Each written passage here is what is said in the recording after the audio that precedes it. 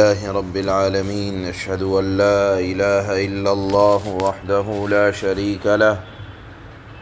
وأشهد أن سيدنا ومولانا محمدا عبده ورسوله أما بعد فأعوذ بالله من الشيطان الرجيم بسم الله الرحمن الرحيم إنما الحياة الدنيا لعب ولهو وإن تؤمنوا وتتقوا يؤتكم أجوركم ولا يسألكم أموالكم إن يسألكموها فيحفكم تبخلوا ويخرج أضغانكم ها أنتم هؤلاء تدعون لتنفقوا في سبيل الله فمنكم من يبخل ومن يبخل فإنما يبخل عن نفسه والله الغني وأنتم الفقراء وإن تتولوا يستبدل قوما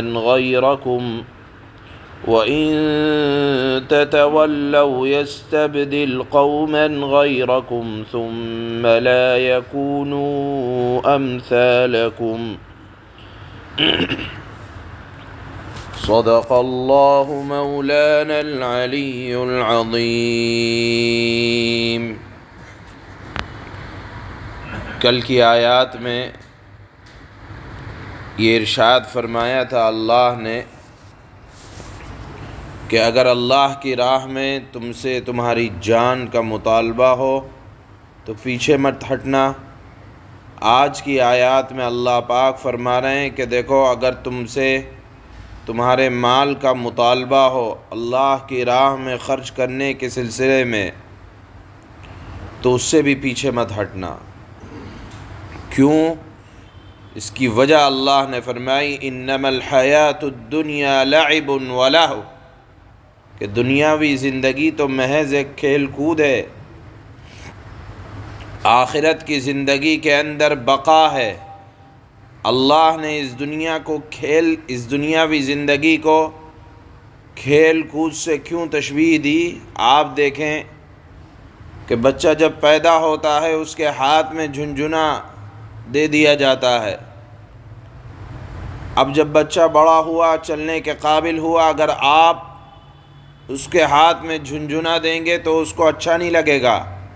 وہ اور بڑے کھلونے کا مطالبہ کرے گا۔ جب اور ذرا بڑا ہوا، چلنے کے قابل ہوا اور اس کا قد ذرا بڑا ہوا تو جو بچپن میں کھلونے دیے جاتے تھے اگر اور بڑے ہونے کے بعد وہی کھلونے دیے جائیں تو اس کو اچھا نہیں لگے گا، وہ اور بڑی چیز کا مطالبہ کرے گا۔ غرض اللہ نے انسان کی پوری زندگی کو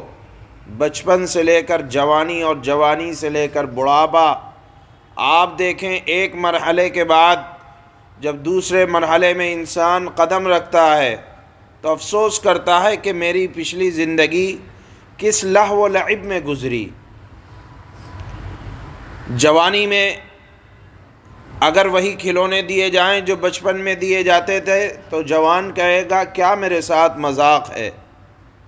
گویا کہ جوانی میں آدمی کو بننے سنورنے کا شوق ہوتا ہے، پھر جب آدمی بڑھاپے میں پہنچ جاتا ہے اگر وہ خود بھی بننے سنورنے کا شوق کو جوان کرے تو لوگ کہتے ہیں کیا بڑھاپے میں جوانوں والے شوق تمہیں سوجھ رہے ہیں۔ معلوم یہ ہوا کہ ایک مرحلے کے بعد دوسرا مرحلہ جب آ رہا ہے تو پہلا مرحلہ اچھا نہیں لگ رہا۔ اسی کو اللہ نے فرمایا کہ بس یہ کھیل تماشا ہے، لا متناہی زندگی، ختم نہ ہونے والی زندگی وہ آخرت کی زندگی ہے۔ اس آخرت کی زندگی کو دنیاوی زندگی کے مقابلے میں نہیں لایا جا سکتا، لہذا اس کھیل تماشے کے دوران اگر تم سے مطالبہ یہ کیا جائے کہ اللہ کی راہ میں اپنے مال کو خرچ کرو تو دیکھو ایسا نہیں ہے کہ مال کے خرچ کرنے سے اللہ کا ذاتی کوئی فائدہ ہو کہ اللہ کی راہ میں اگر ہم مال دے دیں گے تو اللہ العیاذ باللہ مالدار بن جائے گا۔ اللہ کو ہمارے مالوں کی قطعاً ضرورت نہیں ہے، اللہ کا کوئی ذاتی فائدہ نہیں ہے۔ اور فائدہ کس کا ہے؟ اللہ نے فرمایا کہ تم میں سے غریب لوگ ہیں، تمہارے درمیان ہیں، تمہارے اپنے بھائی ہیں، تم ان پر خرچ کرو گے تو ایسا ہے جیسا کہ اللہ کی راہ میں تم نے مال کو خرچ کر دیا۔ معلوم یہ ہوا کہ دنیا میں اپنے مالوں کو غریبوں کے اوپر خرچ کرنا، اور دیکھیے اللہ اگر چاہتا تو یہ بھی کہہ سکتا تھا کہ سارا مال لے آؤ، کیونکہ یہ مال ہمارا نہیں ہے، یہ اللہ کا فضل، اللہ کی عطا ہے۔ نہ جانے کتنی محنت کرنے والے لوگ محنت کرتے ہیں،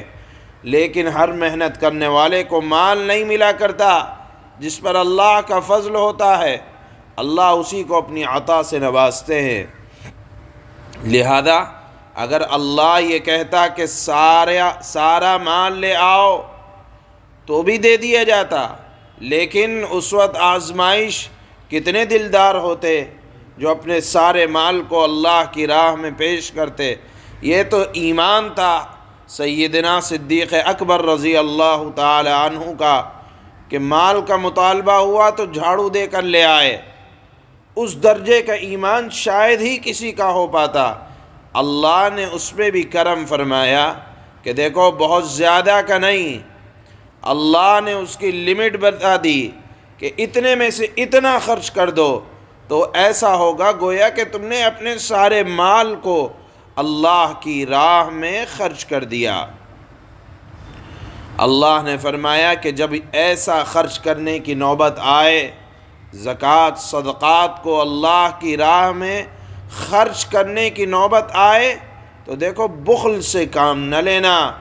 اور اگر کوئی بخل کرے گا تو جان لو وہ اپنی ذات کے لیے بخل کرے گا۔ اللہ کو ضرورت نہیں ہے، نہ تمہارے مال کی ضرورت ہے، نہ تمہاری جان کی ضرورت ہے۔ اللہ کو کام لینا ہوگا، کس سے کام لے لے گا آپ کو احساس بھی نہیں ہو سکتا۔ اللہ نے فرمایا واللہ الغنی، اللہ بے نیاز ہے، وانتم الفقراء، تم محتاج ہو۔ اللہ نہ تمہارے مال کا محتاج ہے، نہ تمہاری جان کا محتاج ہے۔ اگر تم سے جان کا مطالبہ ہو جان پیش کرو، اگر مال کا مطالبہ ہو تو مال پیش کرو۔ اگر تم اپنی جان اور مال سے بخل کرو گے تو اللہ نے کھلا اعلان فرما دیا وَإِن تَتَوَلَّوْا، اگر روگردانی کرو گے، نہیں کرو گے خرچ لوگوں پر، اللہ کے مال کو نہیں کرو گے خرچ، يَسْتَبْدِلْ قَوْمًا غَيْرَكُمْ، اللہ تمہارے بدلے کوئی نئی قوم پیدا کر دے گا، ثُمَّ لَا يَكُونُوا أَمْثَالَكُمْ، جو تمہاری طرح نہ ہوگی۔ یعنی اللہ نہ ہماری جان کے نہ مال کے محتاج ہیں، اگر اطاعت ہوگی تو بات بنی رہے گی، ورنہ اللہ اس قوم کو ختم کر کے ایسی قوم لے آئے گا جو اللہ کی راہ میں مال اور جان دونوں خرچ کرے گی۔ یہ آیت سن کر حضرات صحابہ رضی اللہ تعالی عنہ چونک گئے اور فرمایا کہ اللہ کے نبی، یہ آیت تو ایسا لگتا ہے کہ جیسے ہمارے بارے میں نازل ہو رہی ہے۔ فوراً ڈر گئے، انہوں نے اپنے ایمان کے اعلیٰ ہونے کا ثبوت بھی دیا، اپنی جان سے، اپنے مال سے اپنی ایمانی حمیت کا ثبوت دیا، اور ایک سوال کیا کہ اللہ کے نبی ایسے کون لوگ ہوں گے آپ بتلائیں کہ اللہ جن کو ہمارے بدلے میں لے آئے گا اور جو ہم جیسے نہ ہوں گے۔ اس پر اللہ کے نبی صلی اللہ علیہ وسلم نے حضرت سلمان فارسی رضی اللہ تعالی عنہ کے کاندھے پر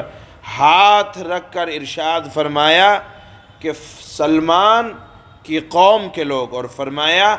خدا کی قسم اگر ایمان ثریا پر جا پہنچے، یعنی دنیا سے ختم ہو کر کہیں اعلیٰ اونچی جگہ چلا جائے کہ وہاں سے جا کر لانا مشکل ہو، فرمایا خدا کے قسم اگر ایمان ثریا پر جا پہنچے تو فارس کے لوگ، فارسی زبان بولنے والے لوگ وہاں سے بھی ایمان کو اتار لائیں گے۔ اس حدیث کے تحت حضرت علامہ شبیر احمد عثمانی رحمہ اللہ نے لکھا ہے کہ الحمدللہ ثم الحمدللہ، صحابہ اکرام نے بے نظیر اسلام کے لیے اور ایمان کے لیے جان سے، مال سے، عزت سے، آبرو سے ایمان کی خدمت کی ہے، اور ایسی خدمت کی ہے کہ اس جیسی خدمت کوئی پیش نہیں کر سکتا۔ لیکن ہزارہا سال گزرنے کے بعد آپ دیکھیں ایمان اگر زندہ ہے، دنیا کے کونے کونے میں پہنچا ہے، تو حضرات صحابہ اکرام رضوان اللہ تعالی علیہم اجمعین کے واسطے سے پہنچا ہے۔ اور پھر اللہ کے نبی صلی اللہ علیہ وسلم نے جو یہ بات ارشاد فرمائی ہے کہ اہل فارس کے اندر، فارسی زبان بولنے والوں کے اندر اسلام کے تئیں وہ حمیت موجود ہے کہ اگر اسلام کہیں عنقا بھی ہو جائے تو وہ وہاں سے لا کر لوگوں کے درمیان پیش کریں گے۔ اس حدیث کے تحت لکھا ہے کہ حضرت امام ابو حنیفہ رحمہ اللہ جو فقہ کے بڑے امام تھے، آپ فارسی النسل تھے، اور اللہ نے ان سے بھی جو فارس کے رہنے والے تھے دین کی بڑی خدمت لی ہے، اور دنیا میں اللہ نے ان کے علم کو پہنچایا ہے، اور دنیا کی بڑی آبادی ان کے علم سے مستفید ہو رہی ہے۔ لہذا علماء نے لکھا ہے کہ اس حدیث کا مصداق کہیں نہ کہیں حضرت امام ابو حنیفہ رحمہ اللہ ہیں کہ انہوں نے دین کی ایسی خدمت کی ہے اور علم کا ایسا چشمہ بہایا ہے کہ حضرات صحابہ اکرام کے بعد دین کی خدمت اور دین کے اندر غور و فکر حضرت امام ابو حنیفہ رحمہ اللہ کا بہت زیادہ ہے۔ بہرحال آج کے اخیر کی آیت میں، یہ سورہ محمد کی بالکل اخیر کی آیت ہے کہ اگر تم دین کی خدمت نہیں کرو گے تو اللہ رب العزت والجلال نہ تمہاری جان کے محتاج ہیں، نہ مال کے محتاج ہیں، وہ تو بے نیاز ہیں۔ اللہ کے دین کی اگر تم خدمت نہیں کرو گے، اللہ دوسری قوم کو پیدا فرما دیں گے جو تم جیسے نہ ہوں گے، یعنی بخیل نہ ہوں گے، نہ جان کے نہ مال کے۔ اگرچہ ایسا نہیں ہوا، حضرات صحابہ اکرام، تابعین، تبع تابعین نے دین کو پہنچانے کا حق ادا کر دیا، اسی وجہ سے دین آج کونے کونے میں موجود ہے۔ اس اخیر کی آیت میں اللہ نے فرمایا کہ بخیلی سے کام مت لینا، اپنے مال کو خرچ کرتے رہنا، اور اللہ تمہارے مال کا بھی محتاج نہیں ہے، فائدہ تمہارے بھائیوں کا ہوگا۔ اللہ فرماتے ہیں انما الحیات الدنیا لعب ولہو وَإِن تُؤْمِنُوا وَتَتَّقُوا يُؤْتِكُمْ أُجُورَكُمْ وَلَا يَسْأَلْكُمْ أَمْوَالَكُمْ۔ یہ دنیاوی زندگی تو بس کھیل تماشا ہے، یعنی اس کے اندر پائیداری نہیں ہے، پائیداری آخرت کی زندگی میں ہے۔ اور اگر تم ایمان لاؤ اور تقوی اختیار کرو تو اللہ تعالیٰ تمہیں اجر عطا فرمائیں گے، اور تمہارے مال تم سے نہیں مانگے گا، یعنی اللہ تم سے معاوضہ نہیں مانگتا ہے۔ إِن يَسْأَلْكُمُوهَا فَيُحْفِكُمْ تَبْخَلُوا وَيُخْرِجْ أَضْغَانَكُمْ، اور اگر وہ تم سے تمہارے مال کو طلب کرے اور تم سے سب کچھ سمیٹ لے تو تم بخل سے کام لوگے، اور اللہ تمہارے دل کی ناراضگیوں کو ظاہر کر دے گا۔ یعنی اگر اللہ یہ حکم دیتا کہ سارا مال خرچ کر دو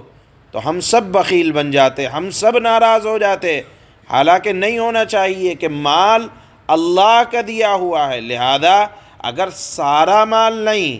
تھوڑا سا مال اللہ نے مانگا، کہا 100 روپے میں سے 2.5 روپیہ دو اللہ کی راہ میں، تو بخیلی سے کام نہیں لینا چاہیے، خوش دلی سے دینا چاہیے۔ ہَا أَنْتُمْ هَؤُلَاءِ تُدْعَوْنَ لِتُنْفِقُوا فِي سَبِيلِ اللَّهِ، دیکھو تم ایسے ہو کہ تمہیں اللہ کے راستے میں خرچ کرنے کے لیے بلایا جاتا ہے، تو کیا ہوتا ہے؟ فَمِنْكُمْ مَنْ يَبْخَلْ، 2.5 روپیہ دینے میں، 100 روپے میں سے 2.5 روپیہ دینے میں بھی اللہ فرماتے ہیں تو تم میں سے کچھ لوگ ہیں جو بخل سے کام لیتے ہیں۔ وَمَنْ يَبْخَلْ فَإِنَّمَا يَبْخَلُ عَنْ نَفْسِهِ، اور جو شخص بھی بخل کرتا ہے وہ خود اپنے آپ ہی سے بخل کرتا ہے، اللہ کا کوئی نقصان نہیں ہے۔ وَاللَّهُ الْغَنِيُّ وَأَنْتُمُ الْفُقَرَاءُ، اللہ بے نیاز ہے، اس کو تمہارے مالوں کی ضرورت نہیں، ہاں تم فقیر محتاج ہو، تمہیں اللہ کی عطا اور فضل کی ضرورت ہے۔ وَإِن تَتَوَلَّوْا يَسْتَبْدِلْ قَوْمًا غَيْرَكُمْ ثُمَّ لَا يَكُونُوا أَمْثَالَكُمْ، اور اگر تم منہ موڑو گے تو وہ تمہاری جگہ دوسری قوم کو پیدا کر دے گا، پھر وہ تم جیسے نہ ہوں گے۔ سبحان اللہ۔